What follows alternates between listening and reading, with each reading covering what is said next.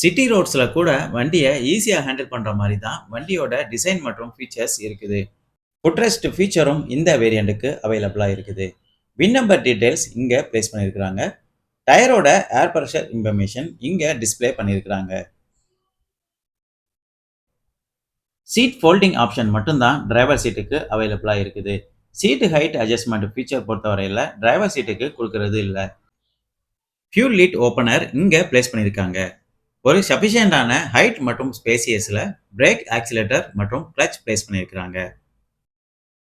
OPD to connecting போர்ட்டும் இங்க place பண்ணியிருக்கிறத நம்ம பார்க்க முடியும்.